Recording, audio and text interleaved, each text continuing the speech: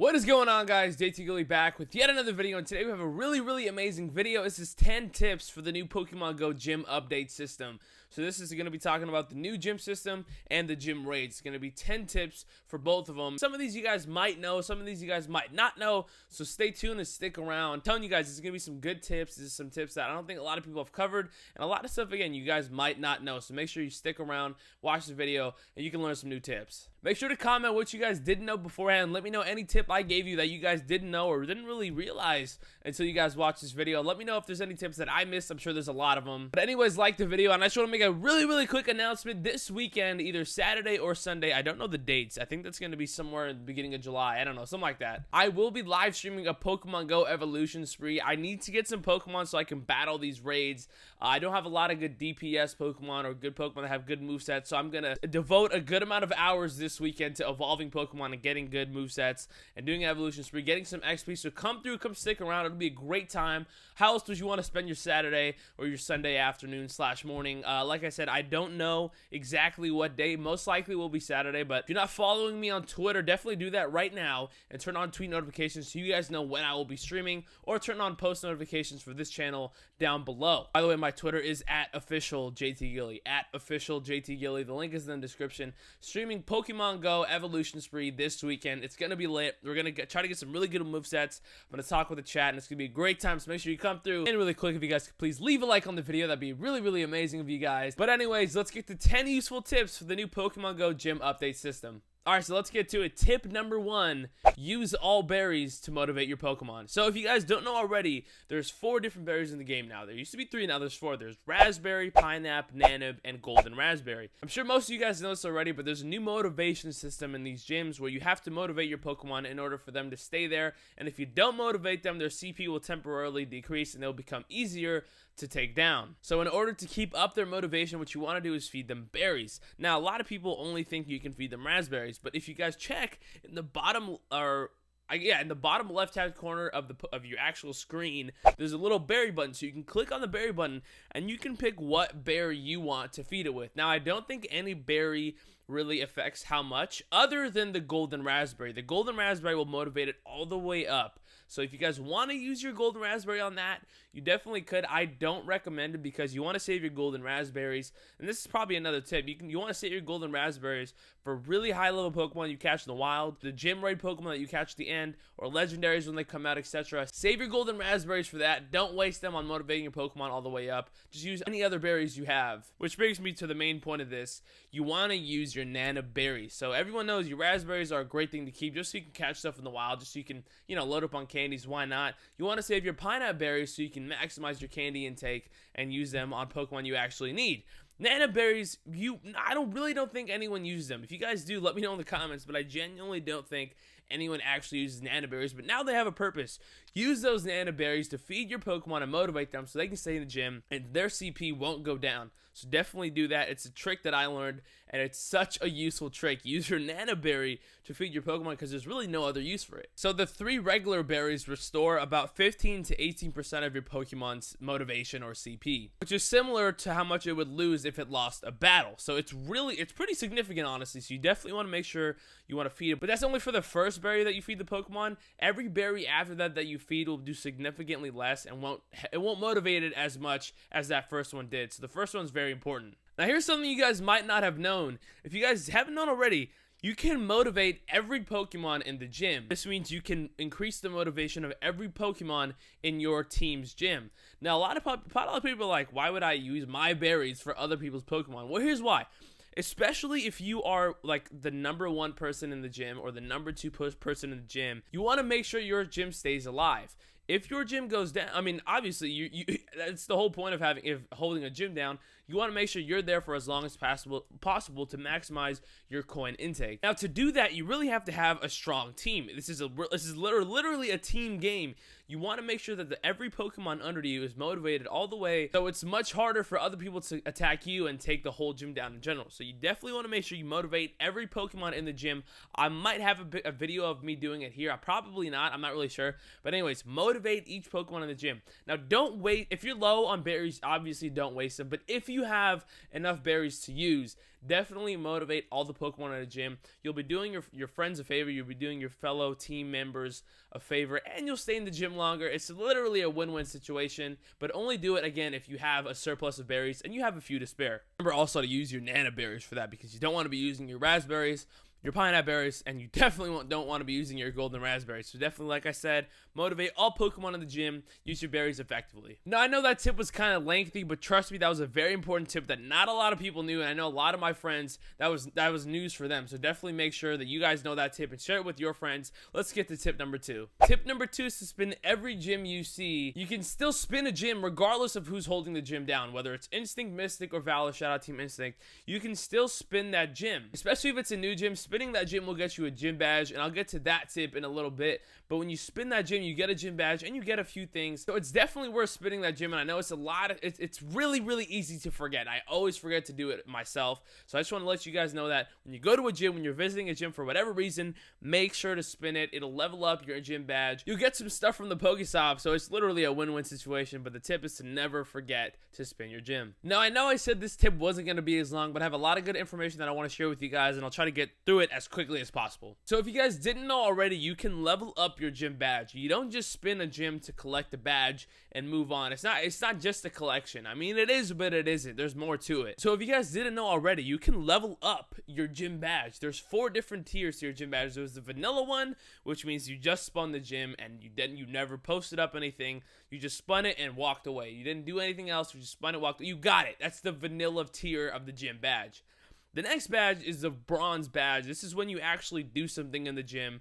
And then you have a next tier, which is a silver, and the next tier, which is gold. So there's 4 different tiers. There's vanilla, which is just literally spinning the gym. There's bronze, which you're doing something, silver, and gold. And those are the 4 tiers. Now, I know a lot of you guys are wondering, how do you level up the gym badges, and what does that even do? Well, I'm going to explain that to you right now. So there's 5 different ways to level up a gym badge. The first way to level up a gym badge is add a Pokemon to the gym. That will give you 100 XP towards your gym badge. That's definitely a good way, and kind of probably the most logical way to level up your gym badge. Posting up in a gym and putting a Pokemon in the gym, putting a defender in the gym is one way to level up your gym badge. Again, that'll give you 100 badge XP. Another way is to hold a Pokemon in the gym. Every minute that you keep in the gym, you get 1 XP. So every minute you keep in the gym, you get 1 XP, and that means if you keep it for 4 days, somehow, if you live in a very non-Pokemon Go player-ish area. I don't even know if that made sense.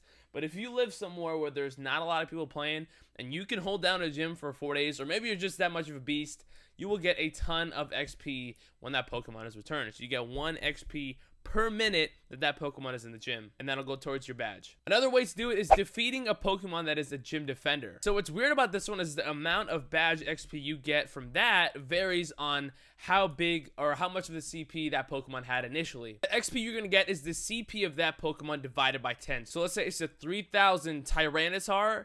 If you defeated it down all the way, you would get 300 XP. So it's pretty significant, and it'll definitely help you level up your gym badge. Now, this one is probably going to be the biggest way to level up your badge XP, and probably the most efficient way. You get 1000 XP for winning a gym raid. So definitely do those if you can, if you want to level up your gym badges. You get 1000 badge XP for defeating a gym raid. And finally, the last way to earn badge XP. This one's kind of not the worst one, but this is the least thing you could do to level up your gym badge is just to feed a Pokemon. Every time you feed a Pokemon, you'll get 10 badge XP and you'll get 20 Stardust, so it's pretty good. So definitely make sure, again, feeding Pokemon in gyms, whether it's yours or someone else's on your team, always a great thing to do. Now, I'm sure you guys are wondering, what's the point of leveling up your gym badges? Is just to say oh, they're high level? No, there's actually some significance to it. By leveling up your gym badges, you get more rewards from spinning the Pokestops. So as you go up in tiers, the more items you'll get from spinning that gym's photo disc or Pokestop.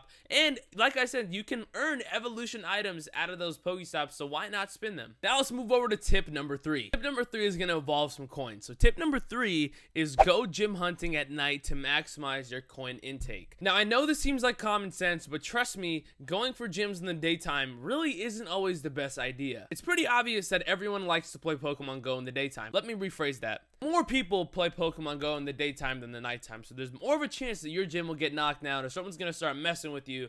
So it's probably better not to try to hold a gym. Or, I mean, you definitely could, but it's probably better to hold a gym at night rather than the daytime. And here's why. Let's say you take down a gym at like 9 o'clock or let's say 9 or later. Like maybe it's 1 o'clock in the morning. If you're that much of a sav, you could definitely do that. But let's say you take down a gym late at night. Most likely, no one's going to mess with you because no one's out playing Pokemon Go that late. So you get literally the whole night. That's either going to be 6 hours, 7 hours, 12. It's from anywhere from 6 to 12 hours of gym defendage or you holding your gym. So you're going to get so many coins from holding down that 12 or up to 12 hours or even longer if someone else posts up. Especially if you're going to go around with it with a couple of your friends and you guys are all the same team. If you guys go post up at night and you guys go own a gym, like let's say there's for some reason you guys have 6 Team Instinct friends, which is awesome, and I wish I had that. Let's say you just had 6 friends. You guys all take down a gym together. You guys all post up.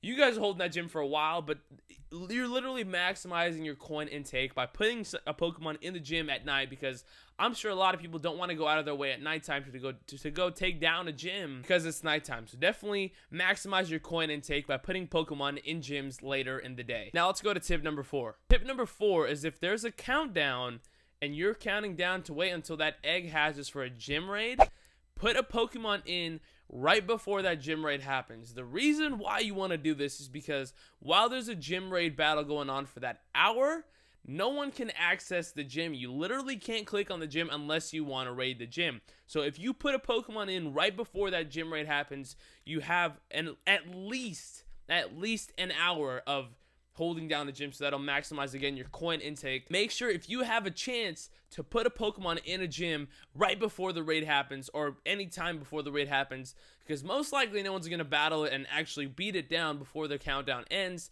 and the egg hatches. So definitely put it in before the raid happens so you have at least an hour of holding down a gym, and it'll be very beneficial to you. Here we go with tip number 5. Tip number 5 is strategically place Pokemon in gyms. Now, I know this is very common sense again, but this is something you guys might not have even thought about when you're putting a Pokemon in the gym. Let's say there's a Snorlax, Blissey, Rhydon, Golem, and Dragonite in a gym. So what you don't want to do is put in another rock-type Pokemon because it's going to make whoever's trying to take down the gym, it's going to make their life a lot easier because they're like, oh, there's 3 rock Pokemon in there? I'm going to destroy that with a Gyarados or a Vaporeon or a Feraligatr.